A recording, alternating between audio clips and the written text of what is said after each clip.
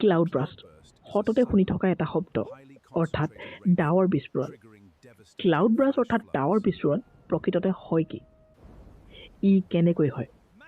ই কিমান ভয়ংকৰ হয় সেয়া হয়তো এই দুটা দিনতে অসমৰ প্ৰতিগৰাকী নাগৰিকে উপলব্ধি কৰিব পাৰিছে। শিৱসাগৰ, চৰাইদেউ আৰু যোৰহাটৰ ভয়ংকৰ বানপানীৰ আঁৰৰ প্ৰকৃত কাৰণ কি? ক্লাউড ব্ৰাষ্ট নে অন্য কিবা? নমস্কাৰ বন্ধুসকল, শেহতীয়াকৈ শিৱসাগৰ, চৰাইদেউ আৰু যোৰহাট জিলাত হোৱা ভয়ংকৰ বানপানীয়ে সকলোকে ইতিমধ্যেই চিন্তিত কৰি তুলিছে। বহুতে কৈছে ক্লাউড ব্ৰাষ্ট হৈছে, সেয়েহে বানপানী হৈছে। কিন্তু সঁচাকৈয়ে কি হৈছিল? আজিৰ এই ভিডিঅ'টোত আমি বিজ্ঞানসন্মত আৰু বিশ্বাসযোগ্য তথ্যৰ ওপৰত আলোচনা কৰিম। ক্লাউড ব্ৰাষ্ট বা ডাৱৰ বিস্ফোৰণ প্ৰকৃততে হয় কি? ই কেনেকৈ হয়? শিৱসাগৰ, চৰাইদেউ আৰু যোৰহাটত ইমান ডাঙৰ বানপানী কিয় হ'ল? নাগালেণ্ডৰ ক্লাউড ব্ৰাষ্টৰ লগত অসমৰ বানপানীৰ কিবা সম্পৰ্ক আছে নেকি? আহক আজিৰ এই ভিডিঅ'টোত আমি এই সম্পৰ্কে বিজ্ঞানসন্মতভাৱে আলোচনা কৰোঁ। প্ৰথমতে আহোঁ, ক্লাউড ব্ৰাষ্ট প্ৰকৃততে হয় কি? অৰ্থাৎ ডাৱৰ বিস্ফোৰণ। আমি চাগে ভাবোঁ ক্লাউড ব্ৰাষ্ট হ'লে ডাৱৰ ফাটি পানী ওলাই আহে। এয়া প্ৰকৃততে এটা ভুল ধাৰণা, যিটো আমাৰ অসমৰ হয়তো প্ৰতিগৰাকী নাগৰিকে আমি ভাবি আছোঁ। ক্লাউড ব্ৰাষ্ট হৈছে এটা সৰু এটা অঞ্চলত অতি কম সময়ৰ ভিতৰত অস্বাভাৱিকভাৱে হৈ থকা অত্যাধিক বৰষুণৰ এটা পৰিঘটনা। ভাৰতীয় বতৰ বিজ্ঞান বিভাগৰ মতে, যদি প্ৰায় 20 পৰা 30 বৰ্গ কিলোমিটাৰৰ এটা সৰু এলেকাত এঘণ্টাৰ ভিতৰত 100 মিলিমিটাৰ বা তাতকৈ অধিক বৰষুণ হয়, তেন্তে তাক ক্লাউড ব্ৰাষ্ট বুলি কোৱা হয়। অৰ্থাৎ বৰষুণ হয় যদিও এই বৰষুণ সাধাৰণ বৰষুণ নহয়। ই এক তীব্ৰ বৰষুণ, কেন্দ্ৰীভূত বৰষুণ বা হঠাৎ হোৱা এটা বৰষুণৰ পৰিঘটনা, যিটোক আমি ক্লাউড ব্ৰাষ্ট বুলি ক'ব পাৰোঁ। বহুতে মই কৈ দিয়াৰ পাছত ক্লাউড ব্ৰাষ্ট মানে কি কৈ দিয়াৰ পাছত বহুতে ইয়াক সাধাৰণ বৰষুণৰ লগত তুলনা কৰিব। সেইকাৰণে মই ইয়াতে উল্লেখ কৰি দিছোঁ, এই ক্লাউড ব্ৰাষ্ট হ'লে বৰষুণ হয় যদিও ই সাধাৰণ বৰষুণ নহয়। ই এক তীব্ৰ, কেন্দ্ৰীভূত আৰু হঠাৎ হোৱা বৰষুণ, যিটো নেকি অতি কম এটা এলেকাত অতি ক্ষীপ্ৰ বেগেৰে 100 মিলিমিটাৰ বা তাতকৈ অধিক বৰষুণ হয়। নেক্সট, ক্লাউড ব্ৰাষ্ট কেনেকৈ হয় সেই সম্পৰ্কে আমি জানিম। প্ৰকৃততে ক্লাউড ব্ৰাষ্ট পাহাৰীয়া অঞ্চলত বেছিকৈ হোৱা দেখা যায়। এই প্ৰক্ৰিয়াটো সাধাৰণতে যেতিয়া গৰম আৰু আৰ্দ্ৰ বায়ু পাহাৰৰ ঢাল ভগাই যেতিয়া ওপৰলৈ উঠে, তেতিয়া ওপৰলৈ উঠাৰ লগে লগে বায়ুবিলাক ঠাণ্ডা হয়। আৰু ঠাণ্ডা বায়ু য'ত থাকে তাতে হাই প্ৰেছাৰ বেল্ট সৃষ্টি হয়। আৰু তেতিয়াই বিশাল কিউমুলোনিমাছ ডাৱৰ সৃষ্টি হয়। ডাৱৰৰ ভিতৰত কোটি কোটি পানীৰ টোপালৰ জমা হয়। যেতিয়া ডাৱৰে আৰু পানী ধৰি ৰাখিব নোৱাৰা হয়, তেতিয়া একে ঠাইতে প্ৰচণ্ড বৰষুণ আৰম্ভ হয়। আৰু এই ঘটনাকে আমি ক্লাউড ব্ৰাষ্ট বুলি ক'ব পাৰোঁ। ক্লাউড ব্ৰাষ্ট সাধাৰণতে ক'ত হয়? ক্লাউড ব্ৰাষ্ট বেছিভাগ সময়তে পাহাৰীয়া অঞ্চলবিলাকত দেখা যায়। বিশেষকৈ আমাৰ ভাৰতৰ কথা যদি কওঁ, উত্তৰাখণ্ড, হিমাচল প্ৰদেশ, জম্মু আৰু কাশ্মীৰ, অৰুণাচল প্ৰদেশ, নাগালেণ্ড বা আমাৰ উত্তৰ পূৰ্বাঞ্চলৰ বিভিন্ন ধৰণৰ ৰাজ্যসমূহত হ'ব পাৰে। কাৰণ এই ৰাজ্যসমূহ পাহাৰীয়া হয় আৰু এই পাহাৰে আৰ্দ্ৰ বায়ুক ওপৰলৈ উঠিবলৈ বাধ্য কৰে। ঠিক আছে, নেক্সট আমি জানিম ক্লাউড ব্ৰাষ্ট কিয় ইমান বিপদজনক। ক্লাউড ব্ৰাষ্ট কিয় বিপদজনক সেয়া হয়তো এই দুটা দিনত আপোনালোকে শিৱসাগৰ, চৰাইদেউ আৰু যোৰহাটত হোৱা পৰিঘটনাসমূহৰ পৰা আপোনালোকে উপলব্ধি কৰিব পাৰিছে। ক্লাউড ব্ৰাষ্ট হোৱাৰ লগে লগে আকস্মিক বান আহিব, য'ত নেকি আপোনালোকে কোনো ধৰণৰ সময় নাপাব নিজৰ ভয় বস্তু সামৰিবৰ বাবে, যিটো নেকি শিৱসাগৰৰ নাজিৰা আৰু গেলেকীৰ দৰে অঞ্চলসমূহত হোৱা দেখা গৈছে। তাতে পৰিস্থিতি ইমান বেয়ালৈকে গৈছিলে যে মানুহৰ ঘৰৰ ফাৰ্ষ্ট ফ্ল'ৰলৈকে পানী উঠিছিল। ইয়াৰ লগতে পাহাৰীয়া অঞ্চলবিলাকত ভূমিস্খলন হ'ব পাৰে।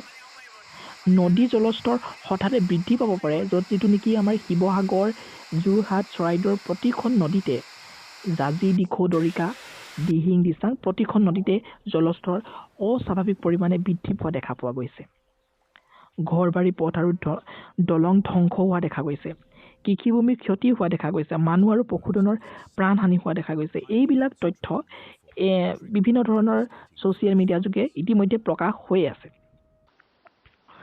অৰ্থাৎ ক্লাউড ব্ৰাষ্ট অৰ্থাৎ ডাৱৰ বিস্ফোৰণ ইমানেই বেছি ভয়ংকৰ হ'ব পাৰে যে মাত্ৰ কেইটামান ছেকেণ্ড বা কেইটামান মিনিটৰ ভিতৰত এটা অঞ্চলত এটা সৰু অঞ্চলত এটা ভয়ংকৰ ডাঙৰ দুৰ্যোগৰ সৃষ্টি কৰিব পাৰে।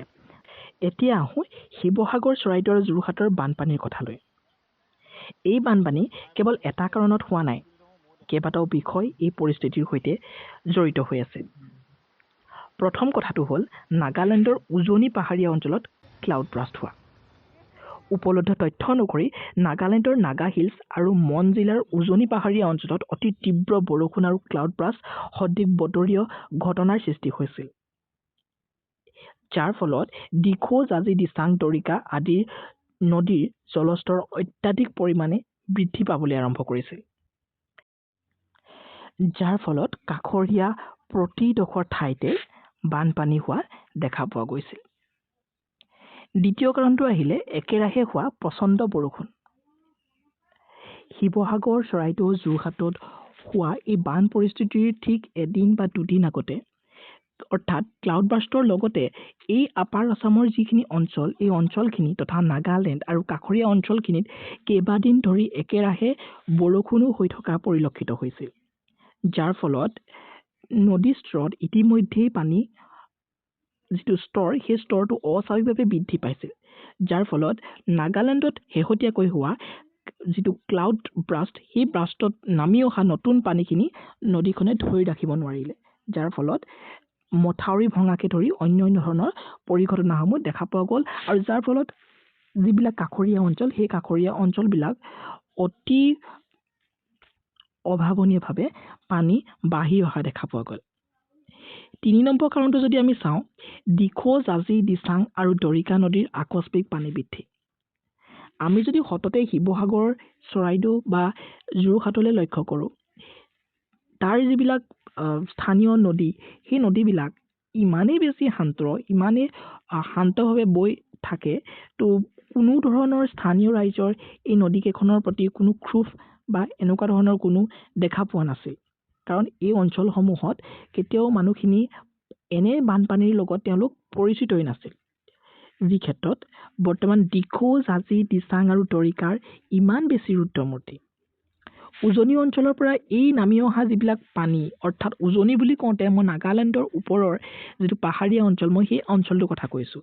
সেই অঞ্চলৰ পৰা নামি অহা এই পানীৰ যিটো প্ৰবল সোঁত, এটা অতি তীব্ৰ সোঁতত নামি অহা পানীখিনি, ক্লাউড ব্ৰাষ্টৰ কাৰণে নামি অহা পানীখিনি এই নদীসমূহে খুব কম সময়ৰ ভিতৰতে বিপদসীমাৰ ওপৰলৈ উঠাই নিলে, যাৰ ফলত শিৱসাগৰ, চৰাইদেউ আৰু যোৰহাটৰ প্ৰতিটো অঞ্চলেই প্ৰায় জলমগ্ন হৈ পৰিলে, আৰু প্ৰতিটো অঞ্চলেই প্ৰায় ইমান বেছি পানীৰে জলমগ্ন হৈ পৰিলে যে ঘৰৰ একোটাকৈ বিল্ডিঙৰ ফাৰ্ষ্ট ফ্ল'ৰলৈকে পানী উঠা দেখা পোৱা গ'ল, যাৰ বাবে আমাৰ মানৱ সমাজৰ তথা জীৱ জন্তুকুলৰ জীয়াই থাকিবলৈ অসুবিধাৰ দৰে সন্মুখীন সৃষ্টি হ'ল, যাৰ ফলত বহুখিনি ক্ষতি ইতিমধ্যেই হৈ গৈছে।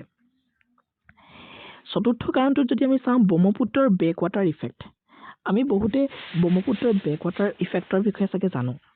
যেতিয়া ব্ৰহ্মপুত্ৰ নদীৰ জলস্তৰ অলৰেডি বৃদ্ধি পাই থাকে, তেতিয়া দিখৌ, জাঁজি, দিচাং আদি উপনদীৰ বা এই উপনদীবিলাকৰ পানী সহজে ব্ৰহ্মপুত্ৰৰ লগত মিলি যাব নোৱাৰে, কাৰণ অলৰেডি ব্ৰহ্মপুত্ৰৰ যিখিনি পানী, সেই পানীখিনিৰ যিটো স্তৰ, সেই স্তৰটো বৃদ্ধি পাই থাকে, ফলত নদীৰ পানী পিছফালে জমা হৈ বানপানী আৰু অধিক ভয়ংকৰ কৰি তোলে, যিটো নেকি বৰ্তমান শিৱসাগৰ, চৰাইদেউ আৰু আমাৰ যোৰহাটত দেখা পোৱা গৈছে।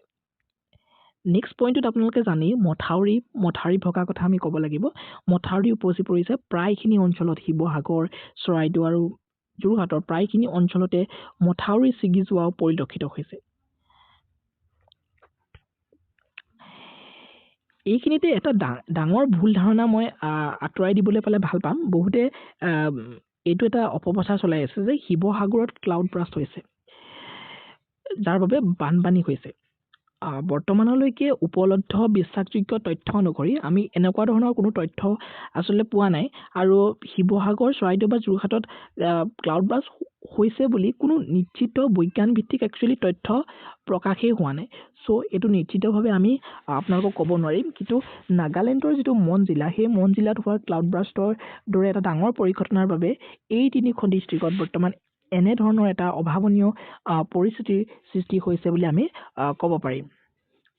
উপলব্ধ তথ্যই এইটো দেখুৱায় যে নাগালেণ্ডৰ উজনি পাহাৰীয়া যিটো অঞ্চল, সেই অঞ্চলত হোৱা অতি তীব্ৰ বৰষুণ, যিটো নেকি আমি ক্লাউড ব্ৰাষ্ট বুলি ক'ব পাৰোঁ, তো সেই ক্লাউড ব্ৰাষ্টৰ কাৰণে আমাৰ এই শিৱসাগৰ, চৰাইদেউ বা যোৰহাটৰ এই অঞ্চলসমূহৰ যিবিলাক স্থানীয় নদী আছে, তো সেই নদীবিলাকত অত্যাধিক জলস্তৰ বৃদ্ধি কৰি তুলিলে আৰু বৃদ্ধি কৰাৰ লগতে গোটেই জিলাসমূহৰ প্ৰায়খিনি ঠাইতে বানপানীৰ দৰে এটা অভাৱনীয় পৰিস্থিতি যাতে সৃষ্টি কৰিলে। এইখিনিলৈকে মই যিমানখিনি কথা ক'লোঁ, অতি সহজ ভাষাত মই আপোনালোকক কথাখিনি বুজাই দিবলৈ চেষ্টা কৰিলোঁ, কাৰণ সেই তিনিখন জিলাত এতিয়া আমি যদি নামনি অসমৰ পৰা বিলং কৰোঁ, তো আমি হয়তো বুজিব নোৱাৰিম কেনেকুৱা ধৰণৰ এটা অভাৱনীয় পৰিস্থিতি তাতে হৈছে। তো সেই মানুহখিনি কেতিয়াও মাজুলীৰ দৰে এডোখৰ ঠাইৰ সৈতে তেওঁলোকে মোকাবিলা কৰা নাই। মাজুলীৰ মানুহখিনিয়ে হয়তো তেনেকুৱা ধৰণৰ বানপানীৰ এটা অভিজ্ঞতা তেওঁলোকে লাভ কৰিছে বা তেনেকুৱা ধৰণৰ তেওঁলোকে পৰিস্থিতিৰ সৈতে পূৰ্বতেও মোকাবিলা কৰিছে, কিন্তু এই মানুহখিনিয়ে বিগত যোৱা 100 বছৰ, বিগত যোৱা 80 বছৰ সময়কালত তেওঁলোকে কোনোদিনেই এনেকুৱা ধৰণৰ আচলতে প্ৰাকৃতিক দুৰ্যোগৰ তেওঁলোকে সন্মুখীন হ'বলগীয়া হোৱা নাছিলে। গতিকে সঁচাকৈ এইটো অতি দুৰ্ভাগ্যজনক তেখেতলোকৰ কাৰণে, কাৰণ বহুতে পোৱা তথ্য অনুসৰি কোনো ধৰণৰ এই ক্ষেত্ৰত নিশ্চিত তথ্য আমাৰ হাতত নাই, কিন্তু যিমানখিনি তথ্য আমি গম পাইছোঁ, বহুকেইগৰাকী কিশোৰী, বহুকেইগৰাকী মাতৃ ইতিমধ্যে এই বানত উটুৱাই লৈ গৈছে বুলিও আমি বহুখিনি তথ্য লাভ কৰিছোঁ, কিন্তু ইয়াৰ কোনো নিশ্চিত প্ৰমাণ আমি বৰ্তমানলৈকে পোৱা নাই। গতিকে এই তথ্য আমি প্ৰচাৰ কেতিয়াও নকৰোঁ, কিন্তু এই ধৰণৰ কিছুমান বিস্তৰ ক্ষতি ইয়াতে দেখিবলৈ পোৱা গৈছে। ইয়াৰ লগতে বিভিন্ন ধৰণৰ পশু, গৰু ছাগলীয়ে হওক, বিভিন্ন ধৰণৰ ক্ষতি ইয়াতে দেখিবলৈ পোৱা গৈছে। গতিকে এই ক্ষেত্ৰত আমি ক'ব পাৰোঁ যে প্ৰকৃতিৰ যিটো শক্তি, সেই শক্তিটো মানুহ যিমানেই ডেভেলপমেণ্ট নহওক, মানুহে যিমান ডেভেলপ কৰিছে, কিন্তু সেই প্ৰকৃতিৰ যিটো শক্তি, সেই শক্তিটো আটাইতকৈ ডাঙৰ। প্ৰকৃতিয়েই ভগৱান বুলি যি কাৰণে কোৱা হয়। সেয়েহে বৰ্তমান এই সময়ছোৱাত আচলতে মই বিশেষকৈ সেই ঠাইৰ মানুহখিনিক ক'ব বিচাৰিম, সেই ঠাইৰ মানুহখিনিয়ে হয়তো এই ধৰণে মই এতিয়া ভিডিঅ'টো এতিয়া চাই থাকিবও পৰা নাই, কাৰণ তেওঁলোকৰ হয়তো নেটৱৰ্কৰ ইছ্যু হৈছে বা মোবাইলত তেওঁলোকৰ চাৰ্জ নাথাকিব পাৰে, কাৰণ তাতে কাৰেণ্ট হয়তো কাটি দিয়া হৈছে সেইখিনি তথ্য তেওঁলোকে পাবলৈ। কিন্তু যদি তেওঁলোকে চাই আছে, গতিকে এই ক্ষেত্ৰত তেওঁলোকে আতংকিত নহয়। সদায় তেওঁলোকে এটা কথা মন কৰিব লাগিব, ভাৰতীয় বতৰ বিজ্ঞান বিভাগ আৰু অসম ৰাজ্যিক দুৰ্যোগ ব্যৱস্থা প্ৰাধিকৰণ, যিটো আমি ASDMA বুলি কওঁ, আৰু আমাৰ চৰকাৰী যিখিনি সতৰ্কবাণী, সেই সতৰ্কবাণীখিনি তেওঁলোকে অনুসৰণ কৰিব লাগিব, কাৰণ তেওঁলোকৰ হাতত বৰ্তমান একোৱেই নাই। যেতিয়া ঘৰ এটাৰ মূধচলৈকে পানী উঠে, ঘৰ এটাৰ ফাৰ্ষ্ট ফ্ল'ৰতো যেতিয়া পানী উঠে, তাৰ পাছত আপোনাৰ হাতত একোৱেই নাথাকিব। চ' এইখিনি সতৰ্কবাণী অনুসৰণ কৰাৰ বাহিৰে অন্য ধৰণৰ কোনো ইয়াতে বিকল্প নাথাকে। গতিকে আতংকিত হ'ব নালাগে এই ধৰণৰ সময়ত। মই অন্য ব্যক্তিসকলকো কৈছোঁ, বেলেগ জিলাৰ যিসকল আছে, যিহেতু আমাৰ এতিয়া যদি চাওঁ যোৰহাট ডিষ্ট্ৰিক্ট, এইফালে গোলাঘাট ডিষ্ট্ৰিক্ট, এতিয়া গোলাঘাট ডিষ্ট্ৰিক্টত তেনেকুৱা ধৰণৰ পৰিস্থিতি হোৱা নাই, তথাপিও সকলোখিনি কথাই চাব লাগে, কাৰণ কেনেকুৱা ধৰণৰ পৰিস্থিতি কোনটো সময়ত কোনখন জিলাত আহি যায় কোনেও ধৰিব নোৱাৰে, হয়নে? গতিকে ইমানখিনি আছিলে ভিডিঅ'টো। মই জাষ্ট গোটেই পৰিস্থিতিবিলাক দেখি পানি জাষ্ট ভাবিলোঁ যে ভিডিঅ'টো বনাব লাগে, কাৰণ বহুতে নাজানে ক্লাউড ব্ৰাষ্ট মানে কি, ডাৱৰ বিস্ফোৰণ মানে কি। বহুতেতো ভাবিয়ে আছিলে যে ডাৱৰ বিস্ফোৰণ মানে হৈছে ওপৰত আমি দেখি থকা বগা বগা ডাৱৰবিলাক ফাটি পানী ওলাই অহাটো। তো সেইটো আচলতে প্ৰকৃততে এটা ভুল ধাৰণা, যিটো নেকি মই আপোনালোকক এই ভিডিঅ'টোৰ যোগেদি অতি সুন্দৰভাৱে জনাই দিবলৈ চেষ্টা কৰিলোঁ। গতিকে ভিডিঅ'টো যদি তথ্য সমৃদ্ধ বুলি আপোনালোকে ভাবিছে, তেতিয়াহ'লে ডেফিনেটলি ভিডিঅ'টো আপোনালোকে লাইক এটা কৰিব আৰু ভিডিঅ'টো শ্বেয়াৰ কৰিবলৈ নাপাহৰিব নিজৰ ফেমিলি ফ্ৰেণ্ডছৰ সৈতে, যাতে সকলোখিনি তথ্য অতি বিজ্ঞানসন্মতভাৱে বুজিব পাৰে। আৰু আমাৰ চেনেলটো আপোনালোকে ছাবস্ক্ৰাইব কৰি ৰাখিব এনেধৰণৰ ভিডিঅ' আগন্তুক সময়ত লাভ কৰিবলৈ। ধন্যবাদ। জয় আই অসম।